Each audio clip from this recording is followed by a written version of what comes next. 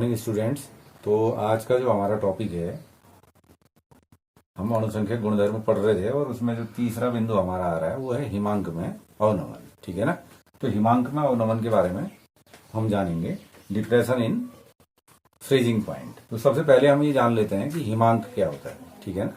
तो आपको पता है फ्रीजिंग पॉइंट, इसमें क्या होता है, जो द्रव अवस्था आपकी है वो किस में कन्वर्ट हो जाती है, ठोस अवस्था में। ठीक है ना। तो द्रव अवस्था जो आपकी है वो टर्न हो रही है आपकी सॉलिड स्टेट में या ठोस अवस्था में, इसका परिवर्तन होना है। ठीक। तो अब इसमें जैसे हम कर रहे थे बात क्वथनांक की, तो उसी प्रकार से इसको भी समझेंगे। तो होता क्या है, जब ये द्रव अवस्था का जो वाष्प दाब होता है ये किसके इक्विवेलेंट हो जाना चाहिए, ये हो जाना चाहिए आपके ठोस अवस्था के वाष्प दाब के बराबर। तो जब द्रव अवस्था का वाष्प दाब ठोस अवस्था के वाष्प दाब के बराबर हो जाता है और उस समय जो टेम्परेचर होता है तो उसी को हम कहते हैं हिमांक। ठीक है ना। तो उसी को हम कहेंगे हिमांक या फ्रीजिंग पॉइंट। जैसे आप जानते हैं जल का हिमांक कितना होता है, 0 डिग्री सेल्सियस 273.15 केल्विन आप कह सकते हैं। तो ये बहुत क्लियर हो गया कि हमारा द्रव अवस्था और ठोस अवस्था का जब वाष्प दाब बराबर होता है तो वह ताप जो होगा उसको ही हम क्या कहेंगे, फ्रीजिंग पॉइंट कहेंगे। अब आप जान रहे हैं कि इस वाले में हमने क्या कर रखा है कि जो विलयन हमारा है उसमें आपने अवाष्पशील विलेय लिया है। तो अवाष्पशील विलेय लेते हैं तो वाष्प दाब क्या हो जाता है, वाष्प दाब आपका ऑब्वियसली कम हो जाता है। ठीक है ना। और यहाँ पे एक चीज और भी समझ लें कि जितने ज्यादा दाब जितना बढ़ेगा तो उसी हिसाब से द्रव अवस्था में के जो अणु हैं वो क्या होंगे, ठोस अवस्था में कन्वर्ट होने की ओर अग्रसर होंगे। तो यहाँ पे क्या है कि आपका जो वाष्प दाब कम हो गया था किसके वजह से, नॉन वोलेटाइल विलेय की वजह से, तो उसकी उपस्थिति में क्या हो जाता है, जो हिमांक है आपका वो कम हो जाता है। ठीक है ना। तो कम टेम्परेचर पर ही आपकी वस्तुएं क्या होने लगती हैं, फ्रीज होने लगती हैं। तो अब समझते हैं इसको मैथमेटिकली कि किस तरीके से हम इन चीजों को देख सकते हैं। तो कल भी आपको बताया गया था कि अगर जो शुद्ध विलायक है तो उसको TF0 के द्वारा आप दिखाएंगे। तो ये जो TF0 है ये क्या हो गया, शुद्ध विलायक का फ्रीजिंग पॉइंट हो गया। ठीक है ना। हिमांक शुद्ध विलायक का हिमांक कह लें या फ्रीजिंग पॉइंट कह लें। अब जब इसमें हम क्या ऐड कर रहे हैं, अवाष्पशील अशुद्धि या विलेय उसमें मिला रहे हैं तो ये टेम्परेचर आपका चेंज हो जा रहा है। तो ये आपका TF जो हो गया, TF को हम क्या कह सकते हैं, विलियन का हिमांक कह सकते हैं। ठीक है ना। विलियन का हिमांक। ठीक। एक चीज और भी हम यहां पे देख लेंगे कि जो शुद्ध विलायक का हिमांक था वो आपका जब अशुद्धि हम मिला रहे हैं तो उसमें क्या हो जा रही है, कमी हो जा रही है। ठीक है ना। तो उसी के आधार पर हम क्या निकालेंगे, जो हिमांक में अवनमन है उसकी अवधारणा को हम क्लियर करेंगे। तो हिमांक में अवनमन को डेल्टा F के द्वारा हम दिखाते हैं। ठीक हो गया। जो इन टेम्परेचरों में अंतर होगा उसको आपने किससे दिखाया, डेल्टा F के माध्यम से। तो शुद्ध विलायक का जो हिमांक था वो ज्यादा था तो TF0 आ जाएगा और माइनस TF। ठीक। तो ये हो गया हिमांक में अवनमन। जो है आप इस तरीके से इसको दिखा सकते हैं, delta TF equal to TF0 minus TF के द्वारा। ठीक है। और ये जो डेल्टा TF होता है तो जितनी मात्रा में आप क्या मिला रहे हैं, अवाष्पशील अशुद्धि मिला रहे हैं, तो ये विलयन की मोललता के क्या हो जाएगा, अनुक्रमानुपाती या डायरेक्टली प्रोपोर्शनल हो जाएगा। या आप इसको कैसे लिख सकते हैं, delta TF equal to KF into M। इस तरीके से हम इसको दिखा सकते हैं। यहां पे जो आपका KF है इसको क्रायोस्कोपिक कांस्टेंट कहते हैं या अवनमन आपका क्या होगा, अवनमन स्थिरांक का नाम भी इसको हिमांक में अवनमन के स्थिरांक को या मोलर अवनमन स्थिरांक का नाम या क्रायोस्कोपिक कांस्टेंट इसको हम कहेंगे, ठीक है ना। तो मोललता को हम कैसे निकालते थे, पता है आपका कि विलेय के मोलों की संख्या, तो आपको बता रखा है मैंने, विलेय को 2 के द्वारा दिखाएंगे, तो W2/M2, ठीक। और विलायक का भार कायम है किलोग्राम में, तो विलायक आप ले रहे W1/1000, ठीक है ना। तो इसको आपने सॉल्व कर लिया, तो ये W2/M2 रहा है यहाँ पे, और 1000 आपका कहाँ चले गया, ऊपर चले गया, और ये W1 आपका नीचे रह गया, ठीक है। तो इसी वैल्यू को हम किसमें पुट कर देंगे, इक्वेशन 2 में m का मान हम रख लेते हैं। तो जो आपका डेल्टा TF हो गया, अर्थात हिमांक में अवनमन था, वो हो गया आपका KF into W2/M2 into 1000/W1, ठीक। तो ये फॉर्मूला आपको इससे प्राप्त हुआ। सेम ये वैसा ही है जिस तरीके से एलिवेशन इन बॉइलिंग पॉइंट था। KF इसमें क्रायोस्कोपिक कांस्टेंट हम कह रहे, और इसका मान जिस तरीके का आपका जो सॉल्यूशन होगा उसी के अकॉर्डिंग ये आपका वेरी करता है, और जब आप न्यूमेरिकल करेंगे तो क्वेश्चन में दिया जाएगा। अदरवाइज अगर आप NCERT की किताब में देखते हैं तो उसमें अलग से टेबल भी इसकी वहां पे बनी हुई है, उससे इसके मान को आपने रखना पड़ता है। इन न्यूमेरिकल्स में हमें विलेय का अणुभार भी निकालने की आवश्यकता कई बार होती है, क्वेश्चन में वही पूछा जाता है।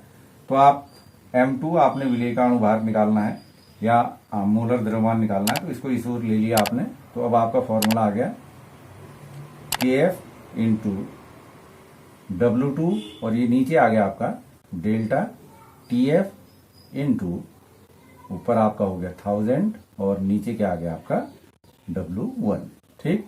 तो इसके द्वारा आप हिमांक में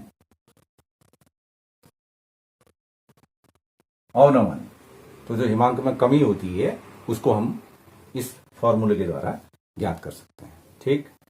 तो इसके बाद हम इसकी नेक्स्ट प्रॉपर्टी पढ़ेंगे, वो पढ़ेंगे हम परासरण दाब, ठीक। तो इसको नोट कर लीजिए।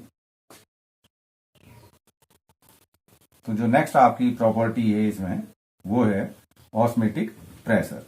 तो ऑस्मेटिक प्रेशर के बारे में हम इसमें समझेंगे कि ये क्या होता है। काफी इंटरेस्टिंग फिनोमिनन है ये परासरण दाब, जिसको आप क्या कर सकते हैं, कई बार दैनिक जीवन में भी हम परासरण के कई एग्जाम्पल देखते हैं। तो सबसे पहले परासरण या ऑस्मोसिस क्या होता है, इसको हम कुछ व्यवहारिक उदाहरणों के द्वारा देख लेते हैं, ठीक है ना। बहुत सिंपल से उदाहरण लेंगे और कई उदाहरण इसके देखे जा सकते हैं। तो होता क्या है कि जब हम अचार बनाते हैं तो आपको पता है कच्चा आम आप लेते हैं, और कच्चे आम में क्या डाला जाता है, नमक डालते हैं, है ना। तो नमक डालते हैं और उसके बाद उसको सुखाते हैं, तो आप देखते हैं कि जो कच्चा आम कैरी है वो क्या हो जाती है, श्रिंक या सिकुड़ जाती है। तो क्यों सिकुड़ती होगी, क्योंकि उसमें से जो उसके भीतर जो पानी होगा वो क्या होता है, बाहर निकल जाता है, ठीक। ये क्यों होता है इसको अभी हम परासरण के माध्यम से समझेंगे। वैसे ही आपने देखा कि जैसे आपके कुछ फूल मुरझाए हुए जैसे फूल हैं, ठीक है ना, उनको हम पानी में डाल देते हैं या धनिया को डालते हैं पानी में, तो फिर क्या हो जाता है, कुछ समय बाद आप देखते हैं कि ये फूल क्या हो जाते हैं आपके बिल्कुल ताजे और फ्रेश लगने लगते हैं। ऐसा क्यों होता होगा, तो ऑब्वियसली क्यों होता होगा, क्योंकि वो पानी को एब्जॉर्ब करते होंगे, ठीक है ना। तो पहाड़ों की रोजमर्रा के जीवन में भी आप देख सकते हैं, उसमें क्या होता है कि कई सब्जियां हम क्या करते हैं, सुखाते हैं और उनका फिर इस्तेमाल बाद में भी करते हैं। तो उसके लिए हम क्या करते हैं, वो जो आपकी सूखी हुई सब्जियां होती हैं तो उनको आप क्या करते हैं, पानी में डालते हैं, और फिर वो उसको पानी को एब्जॉर्ब करती है और उसके माध्यम से फूल जाती है। तो ये पूरा जो फिनोमिनन था, जैसे कच्चे आम का सूख जाना या मुरझाए फूलों का खिल जाना, ये कब पॉसिबल हो रहा है, ये परासरण की वजह से हो रहा है। अब ये परासरण में इसमें भी ये कब हो रहा परासरण, क्योंकि इनके बीच में कहीं ना कहीं क्या होती होगी, झिल्ली होती होगी, ठीक है ना। तो झिल्ली होती है ऑब्वियसली जंतुओं में भी और वनस्पतियों में, ठीक। तो ये परासरण की जो प्रोसेस है इसके द्वारा ये कब संभव होती है, जब एक झिल्ली इसमें होती है, और उसको हम कहते हैं अर्धपारगम्य झिल्ली, सेमी परमिएबल मेम्ब्रेन। ठीक, जैसे आपने देखा किशमिश वगैरह है, तो किशमिश को पानी में डालते हैं तो सुबह किशमिश या छुआरे आप मुनक्का लेते हैं तो वो क्या हो जाता है, सॉइल हो जाता है, फूल जाता है, तो उसी मेम्ब्रेन के थ्रू पानी उसमें अंदर इंटर करता होगा। तो इसमें एक ये सेमी परमिएबल मेम्ब्रेन होनी चाहिए, प्राकृतिक होती है जैसे जंतुओं में, वनस्पति में और एनिमल ब्लैडर्स में। उसके अलावा ये मैन मेड भी होती हैं, आगे भी हम देखेंगे, जैसे सेलुलोज एसीटेट है, सेलफोन है, तो उसके द्वारा हम ये अर्धपारगम्य झिल्लियां बना सकते हैं। तो वास्तव में परासरण क्या है? परासरण आपका विलायक का एक किस्म से प्रवाह है, ठीक है ना। तो इसमें विलायक का प्रवाह होता है, इसको भी दोबारा से समझ लें। इसमें भी क्या होता है कि अर्धपारगम्य झिल्ली से ये जो सेमी परमिएबल मेम्ब्रेन होती है, तो इसमें ये जो विलायक है, ठीक है ना, एक और आपने विलायक लिया और एक और आपने विलियन लिया। ठीक, तो विलियन आप देख ही रहे हैं, विलियन हम किससे प्राप्त कर रहे थे? अवाष्पशील अशुद्धि मिला रखी थी उसमें। तो केवल जो ये विलायक के कण होंगे, जो विलायक के जो पार्टिकल्स होते हैं, वही सेमी परमिएबल मेम्ब्रेन के आर पार हो सकते हैं, ठीक है ना। अर्धपारगम्य झिल्ली से केवल विलायक के कण ही आर पार होंगे, और विलेय के कण क्योंकि वो बड़े आकार के होते हैं तो वो यथावत उसी में बने रहते हैं। सामान्य भाषा में अगर किसी चीज का सॉल्यूशन है तो पानी का ही क्या होता है? फ्लो होता है। ठीक, पानी का ही प्रवाह इसमें होता है, ऐसा हम समझेंगे। अब ये होता कहां की ओर है, इसको भी हम समझ लेंगे। कम सांद्रता से अधिक सांद्रता, कम सांद्रता से अधिक सांद्रता की ओर जो प्रवाह है उसी को हम परासरण भी कहते हैं। एक और एग्जाम्पल से बहुत आसानी से आप इसको समझ सकते हैं। जैसे हमने किशमिश का एग्जाम्पल लिया, तो किशमिश क्या है? काफी सांद्र, उसके अंदर का जो कंसंट्रेशन है वो सांद्र है। तो आपने किसमें डाला? उसको पानी में डाला, तो पानी का प्रवाह किसकी ओर हो गया? किशमिश की ओर हो गया, ठीक है ना। तो तब किशमिश क्या होने लगी? फूलने लगी। तो तब उसी को हम क्या कहेंगे? परासरण का नाम देंगे। तो परासरण क्या होता है? कम सांद्रता से अधिक सांद्रता की ओर होता है, और की ओर का एक प्रवाह है। किसके द्वारा? उसमें क्या होना आवश्यक है? उसमें अर्धपारगम्य झिल्ली का होना आवश्यक है, तो उसी को हम कहते हैं परासरण, ठीक है ना। अब ये जो परासरण होता है, इसका कारण क्या है कि इसमें एक प्रेशर मेंटेन होता है, और उसी प्रेशर के कारण ये सांद्रण आपका चलता है। ठीक, ये कब तक चलते रहता है? जब तक कि दोनों चीजों में, जो विलायक और विलियन हम ले रहे थे, दोनों का क्या हो जाए? कंसंट्रेशन बराबर ना हो जाए, तो तब तक ये प्रोसेस चलते रहेगी। तो परासरण दाब की हम बात कहेंगे, तो परासरण दाब को हम काहे से दिखाते हैं? पाई के द्वारा दिखाते हैं। ठीक, तो परासरण दाब कैसा दाब है? तो परासरण दाब वह दाब होता है जिस दाब पर परासरण क्या हो जाता है? आपका बंद हो जाता है, अर्थात उसका जो फ्लो है, इसका विलायकों का जो प्रवाह है वो बंद हो जाए। अगर हम उसमें दाब लगाएं तो उस दाब को हम क्या कहेंगे? परासरण दाब कहेंगे, ठीक है ना। तो परासरण दाब को हम पाई के द्वारा दिखाते हैं, और यहाँ पे ये भी एक अणुसंख्यक गुणधर्म है, और इसमें जो विलेय होता है, तो विलेय की मोलरता के द्वारा हम इसको दिखाते हैं। तो यहाँ पे मोलरता के बदले हम मोलरता ले रहे हैं, क्योंकि परासरण दाब को हम अधिकांशतः जब हम इसको कैलकुलेट करते हैं या इसके बारे में परीक्षण करते हैं तो वो रूम टेम्परेचर में होता है, तो तब हम यहाँ पे मोलरता ले लेते हैं। तो परासरण दाब को हम दिखाते हैं पाई इजिकल टू CRT द्वारा। ठीक, तो एक सिंपल फॉर्मूला हो गया, पाई इजिकल टू CRT। यहाँ पे C सांद्रता है और R क्या है? गैस नियतांक है। तो ये जो सांद्रता होती है, सांद्रता को हम यहाँ पे काय में दिखा रहे हैं? मोलरता में दिखा रहे हैं। तो मोलरता का मतलब क्या है? 1 लीटर विलियन में उपस्थित विलेय के मोलों की संख्या, ठीक है ना। तो मैंने बताया कि विलेय को आप N2 के द्वारा दिखाते हैं, और ये वॉल्यूम हो गया, तो N2/C के द्वारा आप इसको दिखा सकते हैं। तो ये जो पहली इक्वेशन आपकी थी, अभी आपने कन्वर्ट कर ली, और आपका हो गया पाई इजिकल टू C के स्थान पर आपने N2/V रख लिया है, RT, ये आपकी नंबर 2 इक्वेशन हो गई, ठीक है ना। फिर मोलों की संख्या हम कैसे निकालते हैं? N2 क्या है? विलेय के मोलों की संख्या है। तो N2 बराबर भी क्या होता है? विलेय के मोल हुए, तो विलियन में जितना क्या होगा? विलेय का भार होगा बट्टा विलेय का आणविक या मोलर द्रव्यमान, हम यहाँ पे W2/M2 के द्वारा इसको दिखा दे रहे हैं। ठीक, और इस वैल्यू को फिर हम यहाँ पे पुट कर देंगे इक्वेशन 2 में, तो आपके पास आ जाएगा pi is equal to N2 के बदले आपने क्या रख दिया, W2 अपॉन M2 रख दिया। RT ऑब्वियसली पहले से है ही है उसमें, और ये V भी आपका कहाँ पे आ गया, नीचे आ गया। तो इस फॉर्मूले के माध्यम से, इसकी सहायता से आप किसी भी उसका क्या निकाल सकते हैं, परासरण दाब निकाल सकते हैं। ठीक हो गया। और परासरण दाब का इस्तेमाल हम अधिकांशतः क्या करते हैं, जो लार्ज हमारे मॉलिक्यूल्स होते हैं, जैसे पॉलीमर्स हैं, प्रोटीन्स हैं, तो उनके मॉलिक्यूलर वेट को, उनके आणविक द्रव्यमान की परिकल्पना उनको ज्ञात करने के लिए इसका इस्तेमाल हम करते हैं। तो M2 कैसे ज्ञात करेंगे आप, M2 को आप इधर ले लेंगे, क्रिस क्रॉस हो गया, W2 upon pi RT upon V। तो इसके द्वारा हम क्या निकाल सकते हैं, विलेय का आणविक द्रव्यमान हम इससे ज्ञात कर सकते हैं। ठीक है ना। तो इसको आप नोट कर लेंगे और परासरण दाब भी आप समझ गए।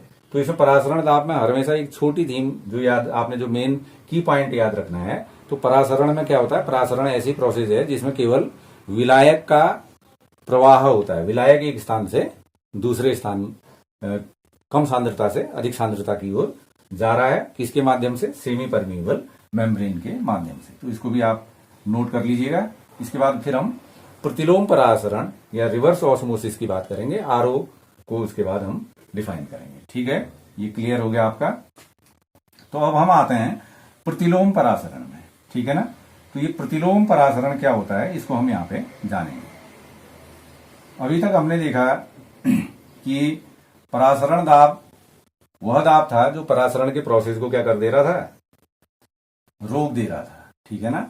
और अब अगर उस परासरण दाब से अधिक दाब आप लगाएंगे तो ये प्रोसेस क्या हो जाती है, उल्टी हो जाती है, रिवर्स ऑस्मोसिस। तो ये जो विपरीत हो जाएगी, अर्थात जैसे पहले क्या था, कम सांद्रता से अधिक सांद्रता की ओर आपका फ्लो हो रहा था, अब अधिक सांद्रता से कम सांद्रता की ओर होगा, और मूवमेंट किसका होगा, केवल विलायकों का होगा। ठीक है ना। तो इसका इस्तेमाल हम कहां पे करते हैं, इसका इस्तेमाल समुद्री जल को सामान्य जल में परिवर्तित करने के लिए, या उसके जो सॉल्ट्स होते हैं उनको निकालने के लिए इसका इस्तेमाल किया जाता है। तो देख लेते हैं एक फिगर के द्वारा, इसको आप क्लियर हो लेंगे। इसमें क्या करते हैं, हम एक इस प्रकार की व्यवस्था बनाते हैं। एक बड़ा सा टैंक लिया जाता है, इसमें एक और हम रखते हैं शुद्ध जल। ठीक, शुद्ध जल हमारे पास पहले से ही होता है। तो इसको इस वाले में हमने ले लिया, ये जो सॉल्यूशन हो गया आपका, ये है शुद्ध जल। तो इसमें आपने लिया शुद्ध जल। ठीक, और दूसरी ओर यहां पे एक आप टैप लगा देंगे, नल, जिससे कि आपको क्या होगा, शुद्ध पानी प्राप्त हो जाएगा इससे। ठीक है ना। तो ये शुद्ध जल वाली प्रोसेस हो गई। और उसके बाद इस वाले में जो होता है, ये लवणीय जल है, समुद्र से प्राप्त जल है, उसका इस्तेमाल इसमें करते हैं। ये लवणीय जल हो गया। ठीक, और बीच में इसमें हम क्या करते हैं, एक अर्धपारगम्य झिल्ली ले लेते हैं, सेमी परमीएबल मेम्ब्रेन, जिसको SPM कह रहे। और जो यहां पे हम इस्तेमाल करते हैं वो करते हैं सेलुलोज एसीटेट की बनी हुई अर्धपारगम्य झिल्ली, सेलुलोज एसीटेट। ठीक हो गया। प्रेशर मेंटेन करने के लिए यहां पे एक पिस्टन लगा दिया जाता है।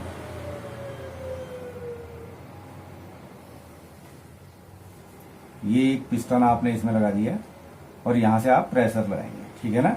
तो यहां पे जो दाब आप लगाएंगे, ये प्रक्रिया कब होगी, जबकि दाब किससे अधिक होगा, दाब ग्रेटर होगा, ऑस्मेटिक प्रेशर से ज्यादा आपका क्या होता होगा, दाब होता होगा, तो तब ये प्रक्रिया होती है। ठीक है ना।